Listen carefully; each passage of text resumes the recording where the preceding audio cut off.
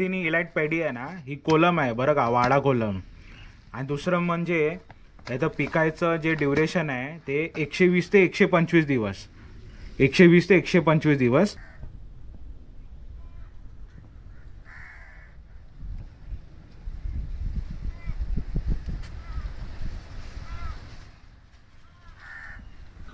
त्याच्याने फायदा काय ना, हे बघा, एकतर हे जे सीड्स आहेत ना, बियाणं, याला कीड लागत नाही हे पावडर यूज केल्यानंतर. आणि हे जे गवत असतात ना, एक्स्ट्रा गवत असतात ते येत.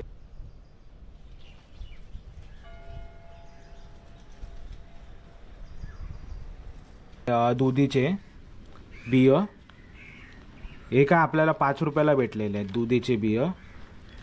मग हे बघा, हे शिराडे, घोसाडी बोलतो आपण.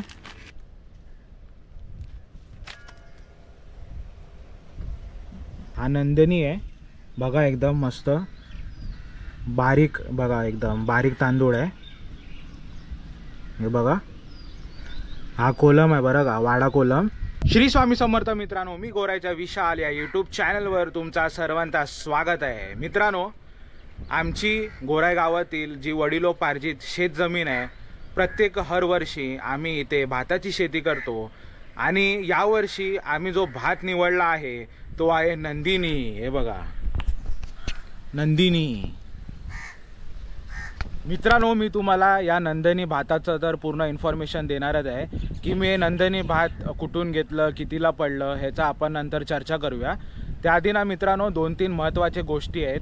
ते म्हणजे बघा ना मित्रांनो, हे आहे ना, ही शेतजमीन बघा, ही आमची जी मुंबईतील गोराय गावामध्ये ही वडिलोपार्जित शेतजमीन आहे ना, फक्त आणि फक्त इथे भाताची शेती होते, ते पण पावसाळीतच. त्यानंतर इथे कुठल्याही प्रकाराचा शेती वगैरे होत नाही. आणि आमची जी शेतजमीन आहे ना, ही काळी मातीची आहे. आता मुख्य बोलायला गेला ना, तर इकडे जो आपला भात जो उगतो ना, तो फक्त आणि फक्त वाडा कोलमच उगतो. बासमती, सोना मसुरी किंवा अंबे मोहन, इंद्रायणी या जागेमध्ये होत नाही, कारण ही जमीन तशी सुटेबल नाही त्या राईससाठी. ही जमीन फक्त सुटेबल आहे वाडा कोलमसाठीच. आणि आमचा जो भात पिकायचा जो टेन्युअर असतो, म्हणजे जो ड्युरेशन असतो ना, तो असतो 120 ते 125 दिवस. त्यानंतर तो भात आपला पिकायला रेडी होतो. आम्ही इथे 90 दिवसाचा पण ट्राय केलेला आहे, 100 दिवसाचा पण ट्राय केलेला आहे, 140 दिवसाचा पण ट्राय केलेला आहे. पण या जागेमध्ये ना तो सुटेबल होत नाही. तुमचा जो भात निघेल ना, पूर्ण कणित निघून जाणार. तर 120 ते 125 दिवसातच भात आहे ना या जागेमध्ये तयार होतो. जसं काय देवकी आहे, मग जानकी आहे, मग आपलं बोलू शकता श्रद्धा आहे, आणि असे अनेक ब्रँड आहेत जे 120 ते 125 दिवसामध्ये तयार होतात. तर यावर्षी आम्ही जो भात सिलेक्ट केला ना या भाताच्या शेतीला, तो म्हणजे नंदिनी ब्रँड. नंदिनी भात मला कितीला पडलं आणि किती किलोची गोणी आहे आणि त्यासोबत मी कुठल्या वस्तू घेतले हे आता आपण पाहूया, चला. हे बघा मित्रांनो, यावर्षी आम्ही जी भात शेती करणार आहोत ती आहे ही नंदिनी इलाइट पॅडी. आणि मेकर बघा, मॅन्युफॅक्चरर RJ बायोसीड्स, खूप चांगलं मॅन्युफॅक्चरर आहे. याची क्वालिटी आहे ना खूप चांगली येतात. हे जे सीड्स येतात ते टोटल 5 गोण घेतलेले आहे, 1 2 3 4 आणि 5. ही जी एक गोण आहे ना, ही 10 किलोची येते. आणि रक्कम ह्याची पडलेली आपल्याला 1100 रुपये. मी तुम्हाला बिल दाखवतो. त्याआधी बघा मित्रांनो, ही जी नंदिनी इलाइट पॅडी आहे ना, ही कोलम आहे बरं का, वाडा कोलम. आणि दुसरं म्हणजे याचं पिकायचं जे ड्युरेशन आहे ते 120 ते 125 दिवस, 120 ते 125 दिवस. आता बिल दाखवतो मी तुम्हाला. हे बघा,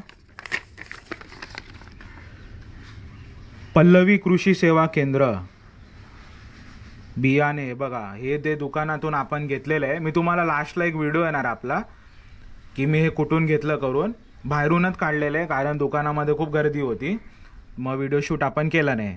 ते बघा, हे आहेत ओनर समीर ठाकरे. हे बघा, पल्लवी कृषी सेवा केंद्र होलसेलर आहे ते. आणि यांच्याकडे बघा कीटकनाशके, बियाणे, खते व इतर शेती उपयोगी अवजारे यांची अधिकृत विक्रेती आहे. तर सर्व काय मिळून जातं होलसेल रेटमध्ये. हे बघा, माझ्या नावाची पावती आहे बोरीवली.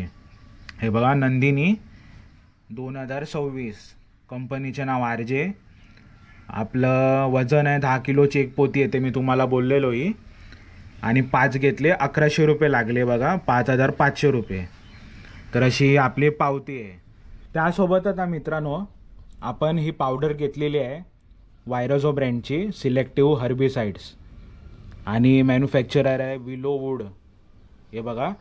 तर ही पावडर आहे ना, अनेक जण म्हणत असतील की याचा यूज काय करून, तर ह्याचा ना भरपूर ऑर्गॅनिक यूज आहे.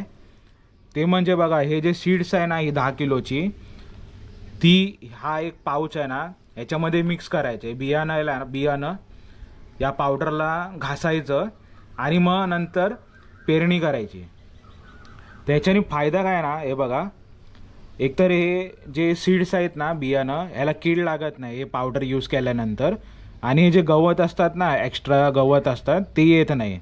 त्याचा असा फायदा आहे वायरोझो ब्रँडचा. आणि रक्कम बघा, 85 रुपीजचा हा पाऊच आहे. किती ग्रामचा आहे हा? आहे 4 ग्राम. हे बघा, 4 ग्राम, सॉरी 20 ग्राम. हे बघा, 20 ग्रामचा पाऊच आहे बघा. आणि रक्कम आहे 85 रुपीज. तर असं हे पावडर आहे. तर हे पण खूप युजफुल आहे बघा, वायरोझो. हे बियाणासोबत ना आपण भाजीपाल्याचे पण बिया घेतलेले आहेत. हे बघा, हे आहे दुधीचे बिय. हे काय आपल्याला 5 रुपयाला भेटलेले आहेत दुधीचे बिय. मग हे बघा, हे शिराडे, घोसाडी बोलतो आपण, त्याचे बियाणं आहे 10 रुपयाला पडली. आणि हे आपले काकडीचे बियाणं, हे पण आपल्याला 10 रुपयाला पडली. असे आपण हे होलसेलमध्ये बियाणं घेतलेले आहेत. तर टोटल आपल्याला कॉस्ट जो पडलेला आहे सर्व मिळून, जसे काय 5 आपले बियाणं आहे भाताचे, 5 गोण आहेत, 1 2 3 4 5. हे 5 आपल्याला पावडर आणि हे बियाणं, तर टोटल मला जी रक्कम पडलेली आहे 5460 रुपये. तर यावर्षी आपण अशा प्रकारे हे सर्व बियाणं यूज करणार आहोत. तर हे बघा, हे ते दुकान लास्टला सांगतो मी परत तुम्हाला, पल्लवी कृषी सेवा केंद्र. हे बघा मित्रांनो, कोलम तांदूळाचे पण प्रकार आहेत. जसे काय सुरती कोलम तांदूळ आहे, मग वाडा कोलम तांदूळ आहे, लचकरी कोलम तांदूळ आहे. तर आम्ही जो लावतो ना, तो वाडा कोलम तांदूळ लावतो. एक गोष्ट कायम लक्षात ठेवा, भाताचे जे बियाणं असतात ना, ते एक्स्ट्रा आणलेलंच कधी पण बरं असतं. त्याचं मुख्य कारण म्हणजे ज्यावेळी आपण पेरणी करतो ना, आणि पेरणी केल्यावर जे आवण तयार होतं.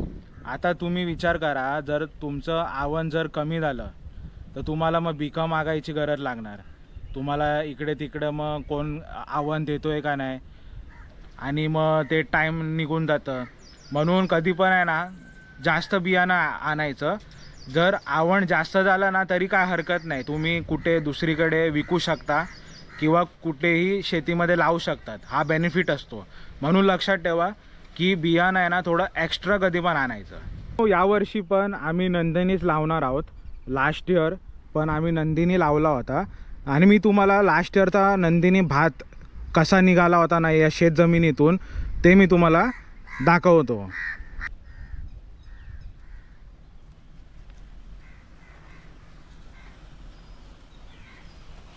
हा नंदिनी भात, हे बघा, कोलम, वाडा कोलम.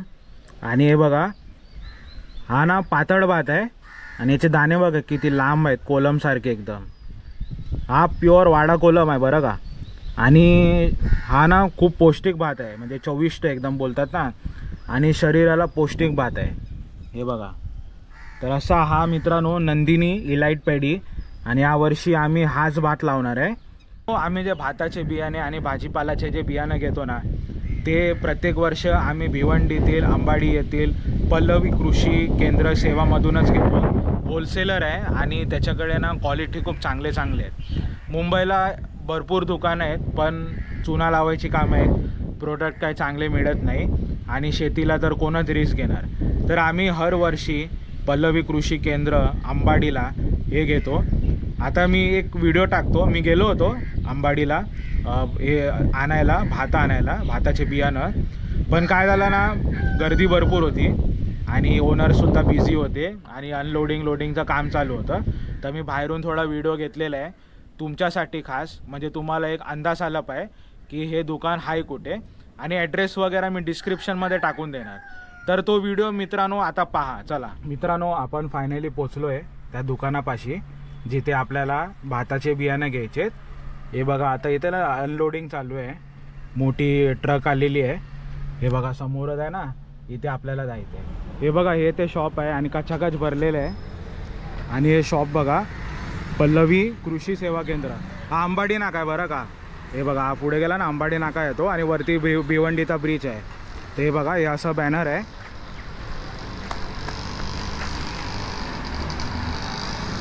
पल्लवी कृषी सेवा केंद्र. हे बघा, रासायनिक खते, बी बियाणे, कीटकनाशके, शेती उपयोगी अवजारे सर्व काही मिळून जातं.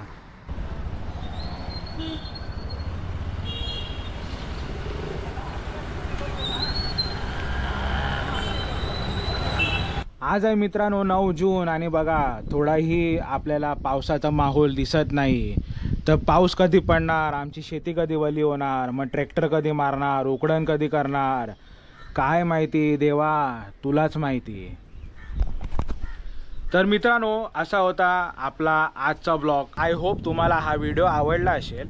जर तुम्हाला हा व्हिडिओ आवडला तर व्हिडिओला लाईक करा, नाही आवडला तर डिसलाईक करा, कमेंट करा आणि जास्तीत जास्त शेअर करा.